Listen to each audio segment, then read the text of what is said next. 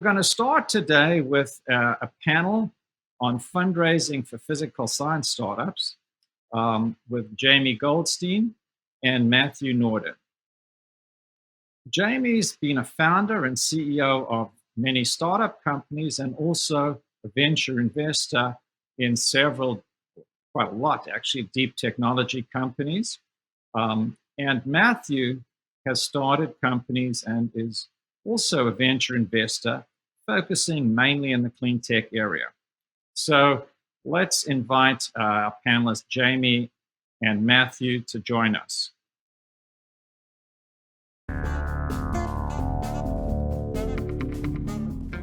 Okay, welcome, Jamie. Welcome, Matthew. Good to see you guys.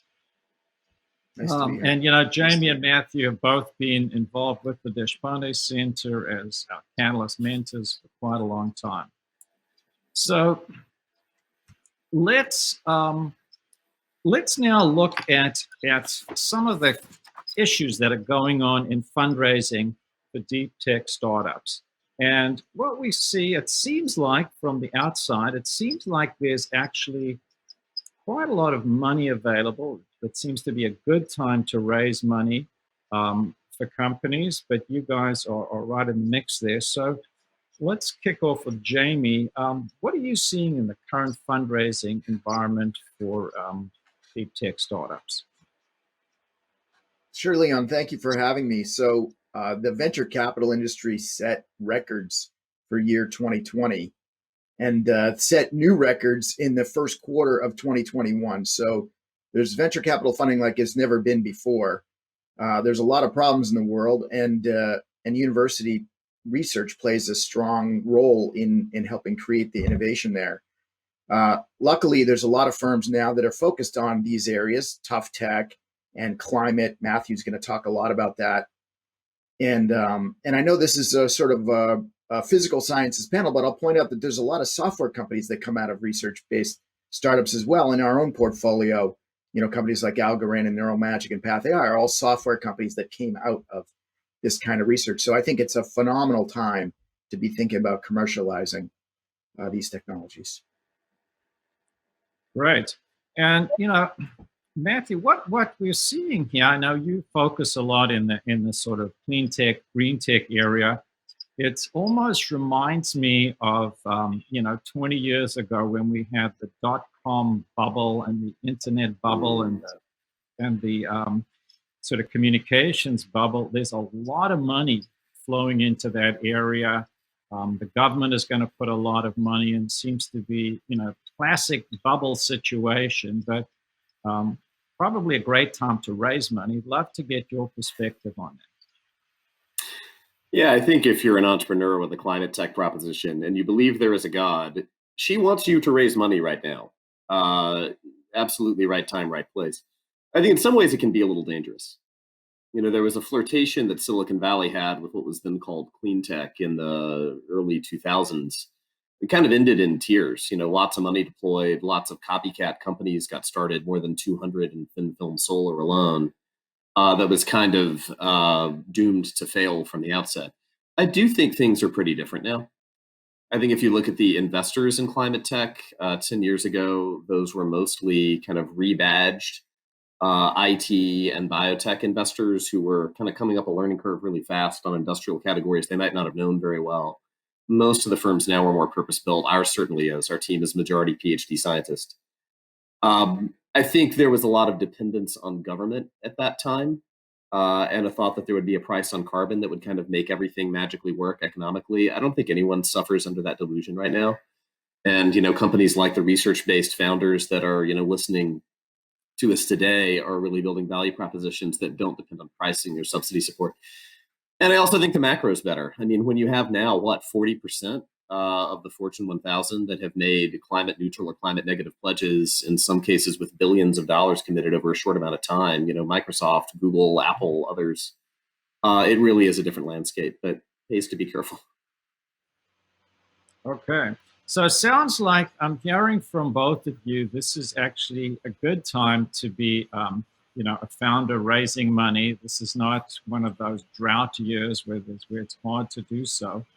So what can a founder do? What can the founders do to really build value before they go out and try and raise money? And Jamie, do you want to take that one initially? Yeah, I'd be happy to. So there's a resource on our website I'd love to point people to on the Pillar VC website called the Founder Playlist, which has a tremendous amount of content. But to just try to keep it tight here, I'll reference a document my colleague Russ Wilcox, a founder of E-Ink and MIT Spinout, wrote about how to create value in your company before you raise money. And so one of the things you can do, first of all, is to recruit your team, find your co-founders, your advisors, board members, luminaries that you can add into the story to make it more credible. You can get an option to the license of the intellectual property that you want to form your company around. And of course, you want to spend a lot of time talking to customers. Very much, a lot of these research startups are sort of a hammer looking for nail or many nails. And I think the key in these early stages is to try to narrow the focus of what you're building so that you can get to revenue quickly. Of course, there's still a giant opportunity beyond that, but to the extent you can have a narrow executable story on a reasonable amount of capital, you have created value without ever raising any money. Okay, great. And Matthew, your thoughts on what founders could do really before they go out and start looking for money? Yeah, Jamie's points were all great. I think in our field of climate tech, the big thing is to demonstrate the fundamental techno-economic entitlement. So the fundamental scientific principle that shows that you're going to be better, faster, cheaper, in a way that's not ambiguous and can be clearly understood by investors. There's a company that we funded called Verdox that's out of MIT, out of Alan Hatton's lab. The technical founder is a brilliant guy named Sahag Baskin. And he did two things that we've talked about here. Number one, before he went out and raised money on a proposition that could have gone in a lot of different ways, he found an extraordinary business co-founder who had been there and done that and built companies beforehand. And the second is that they had a very clear and easily understandable, not buried on page 4 of a, scientific journal article, explication of here is why this is fundamentally lower cost and can fundamentally outcompete other approaches in a way that was easy to understand. That alone transformed how they approached fundraising. Okay, right. So you guys see a lot of obviously presentations from founders rather. You're looking at tons and tons of these. What are the top 3 things that, as investors, you look for? And Matthew, why don't you continue with some, then we'll switch to Jamie.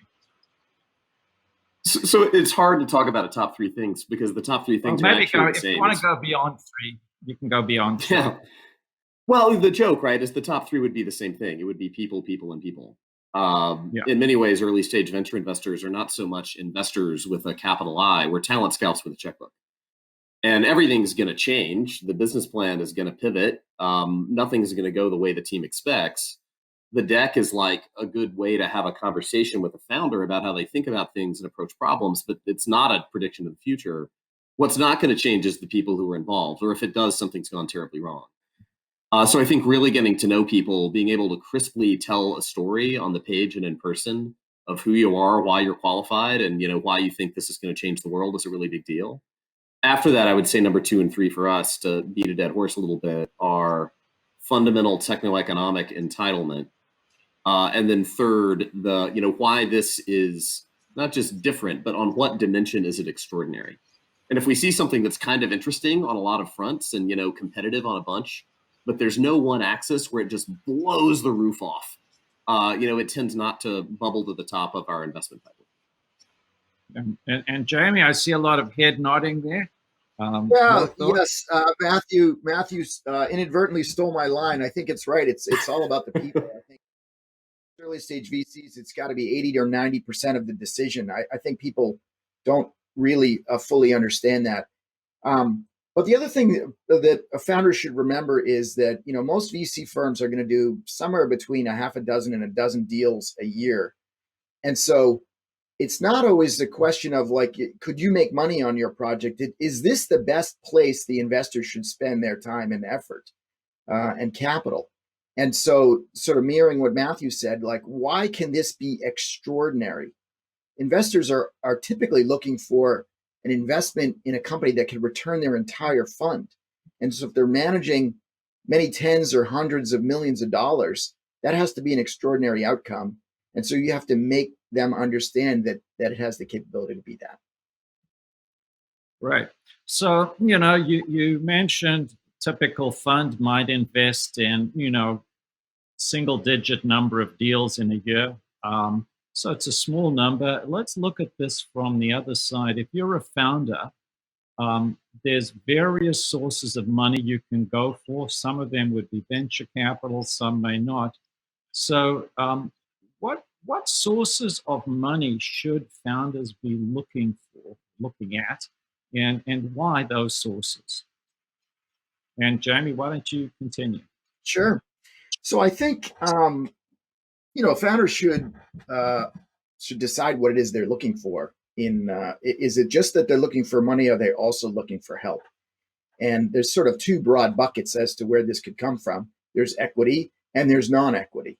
So the equity can come from angels or VC firms or accelerator programs like Y Combinator, or one we're involved with called Petrie. And ideally, if you choose the right one, they're providing a bunch of value in addition to just the money. So they might be helping you with recruiting, or helping you tell your story, or getting access to customers, or even mentoring you as founders. The other one is non-equity, and sometimes people refer to this as non-dilutive funding. And we are huge fans of non-dilutive funding, provided, however, that it is actually non-dilutive. And I think a mistake people make sometimes is they take grant money because it's free, but it's not directly in line with the thing that they wanted to build in the first place. So they end up getting this capital, but it dilutes their effort because they're off building something that isn't the thing that they wished they were building. So anyway, those are the different categories of support and capital people could be thinking about. And Matthew, again, Jamie mentioned sort of there's angels, there's venture money, there's various sort of non-dilutive or collaboration money. Your thoughts on this one, on really the sources they should be looking at? Yeah, I think if we were having this conversation 5 years ago in climate tech, and we were talking to a group of technical founders, probably currently PhD or postdoc students, or in postdoc roles, we would have had a really different conversation. We would have talked about initial checks being very small, being designed to figure out what it is you were trying to do, and we would have talked about the right source for that probably being individuals, and not investment funds that put other people's money to work and have a lot more rules around how they deploy it. I think in this unique moment where there's so much money coming into climate tech, that's probably no longer the case. The big decision I think that early stage founders have to make is a different one, which is at what point is this a company versus a project? And if you go out and raise money from a venture capital investor, right? Almost all those funds are what are called 10-year closed-ended funds, meaning you get the money in year 0, you're supposed to give it back with profits in year 10. It means the minute one of those folks invests in you, you've now got a clock ticking on how rapidly you need to be able to develop and start to generate revenue, have customers on board, and build a really valuable business. There are real risks to taking money a lot earlier before you have things figured out. And the longer you can drive toward having a rich and complete story on grants, provided that they're aligned with what you're doing, or what's sometimes called NRE, non-recurring engineering. So basically, services fees from corporations that you're doing research on behalf of really helps you start the clock ticking at an optimal time. So if Matthew, I could what add you to that, Leon, I'm not sure. Yeah, if you don't mind me adding, I completely agree with everything Matthew said, but I would just add that founders should think hard about whether they should leave the university or not, or whether they should stay there, because the clock is ticking. And by the way, often you have access to reasonably cheap labor and access to equipment and things like that. So, you go out in the real world and it can be cold out there. And so, there better be a good reason that now is the time to get started. Okay, great.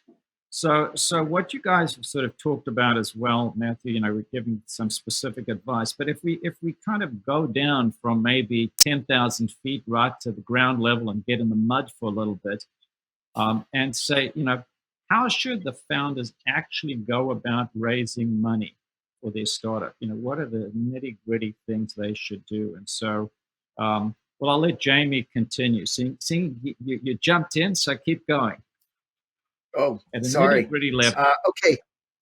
So, I mean, first and foremost, I think the founders need to convince themselves that this is what they want to spend the next 5 or 10 years of their life doing. And, it's not about, hey, can I convince an investor to do it? It's, can I convince myself to do it? And is my personal and, is this aligned with my personal and professional goals? Then once they're ready to do it, I think they want to research potential investors that are candidates that invest in those spaces at that stage and begin to get to know them, even very casually, not, with a deck or a formal pitch session, but just, I would love to get to know you, so that when you're actually asking someone for money, it's not the first time you've ever met them. There are a number of programs around the universities now. We run one called Frequency. There's Delta V. There's the Sandbox. There's all sorts of projects that help you think about a plan and answer key questions like market sizing and how much money you're going to need, and margins and techno-economics like Matthew described, et cetera. I'll plug again the founder playlist we have, which has like 100-page guides on how to run a fundraising process.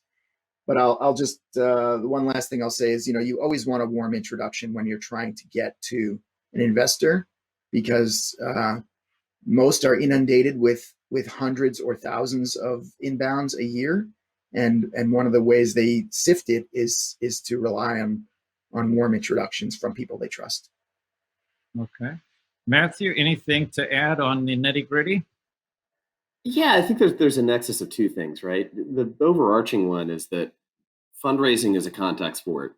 And in the main, she or he with the most contacts wins. A good case that comes to mind for me is a company we've been fortunate to back. It's actually a Desponde spin out called Via Separations.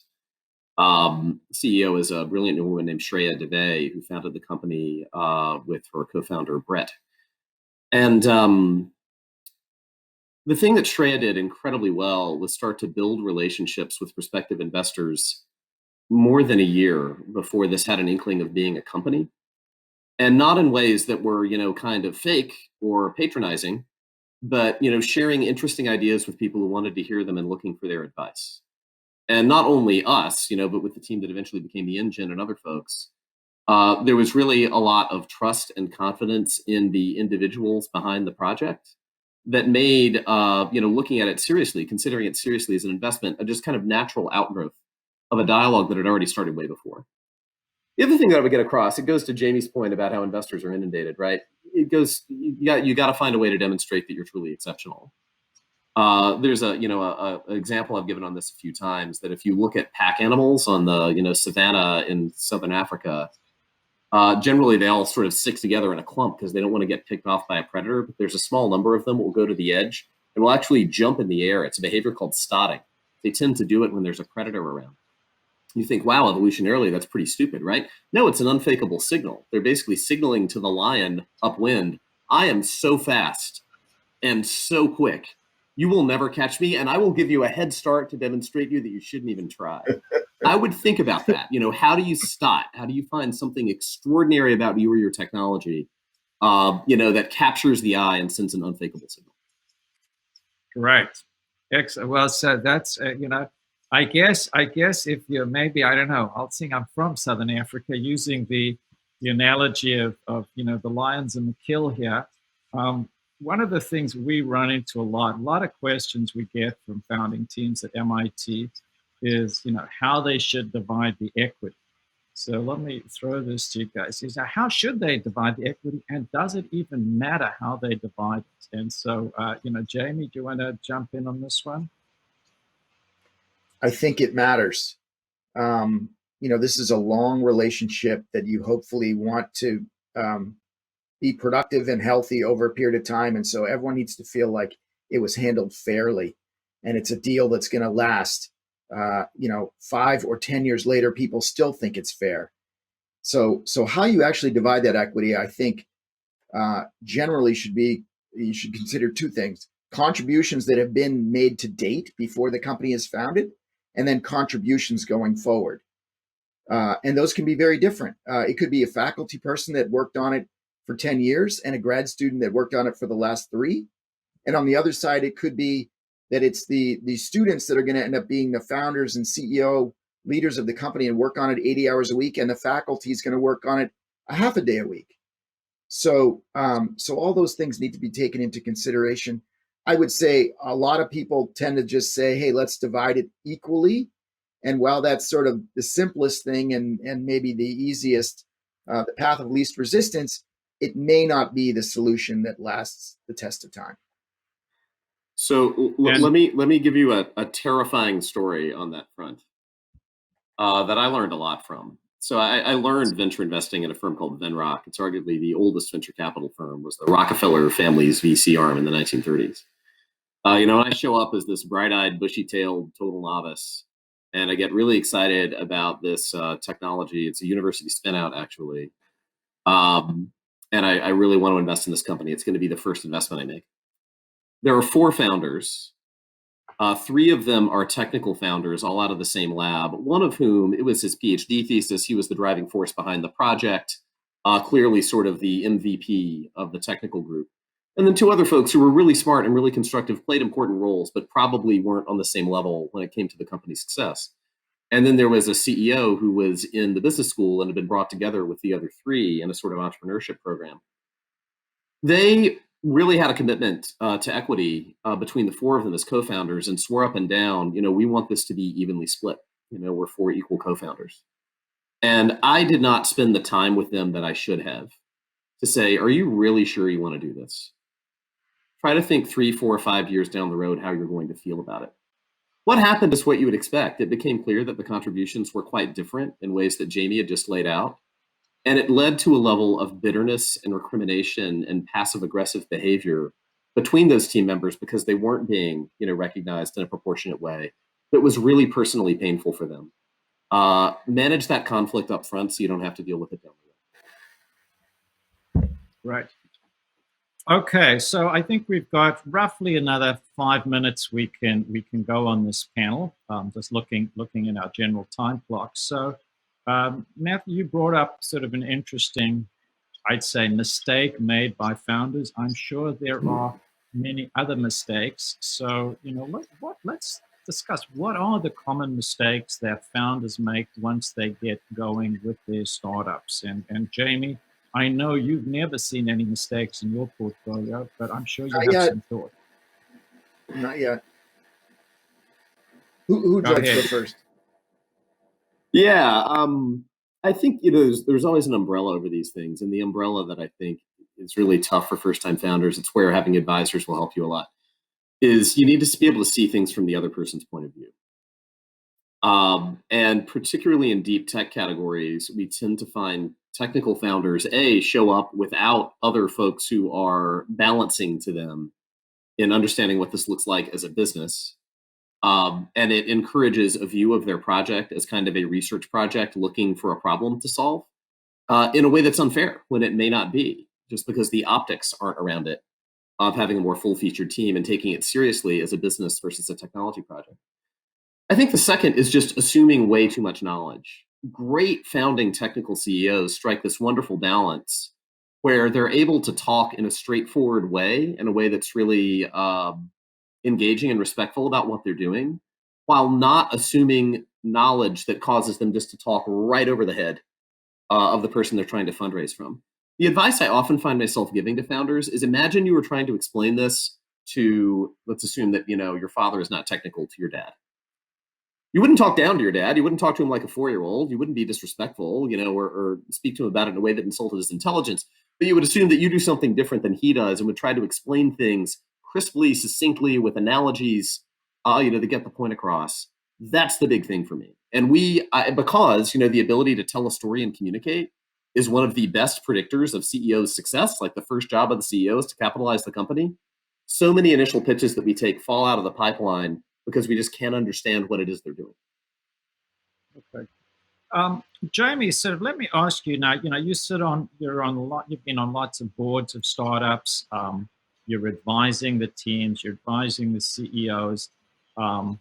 they've never been there before, and so they are going to make a lot of mistakes just from naivety. What are the things you advise them? What are the areas where you say, this is really what you want to do because you don't want to drop into this trap? This is once the company is actually up and running. Yeah. Well, I mean, boy, every snowflake is different here, but I would just say a few categories of things. I would say startup companies in general try to do too many things. They struggle with focus.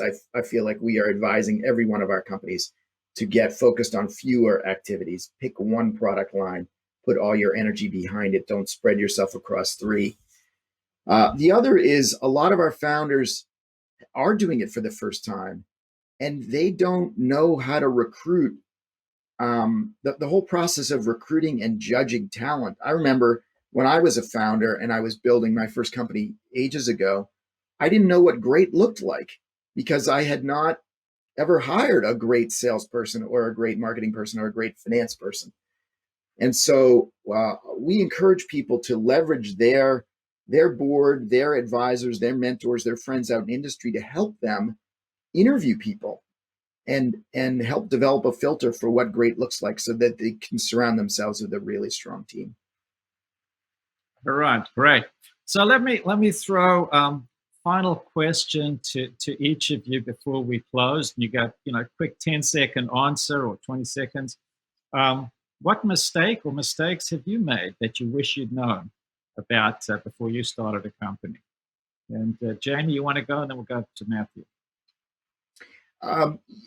Sort of what I just said a little bit. I made the mistake of hiring a lot of my friends in my first startup because they were known and they were trustworthy, and they're amazing people. But I should have hired sort of more experienced people that had 10 or 20 years of lessons learned that we needed as a team, and as a result, we didn't achieve what we could have. We were a speech recognition company, neck and neck with Nuance and SpeechWorks. Both those companies went public and were worth $1 billion, and we were sold for 19. And so the cost of those decisions was quite clear. And Matthew? I didn't do my homework or ask people for advice and spent 90% of my fundraising time trying to raise money from people who were never going to invest in my startup. All's well that ends well, but man, that could have been a lot easier. Okay, right. Well, we could keep going for probably another 25 minutes, but we have lots of presenters waiting in the wings. So I want to really, really thank both of you for a fantastic panel today. And also, for all the time you spend with the Deshpande Center and with people at MIT and all the various programs. So thanks very much, Jamie and Matthew. Thank you, Leon. For having us. Right.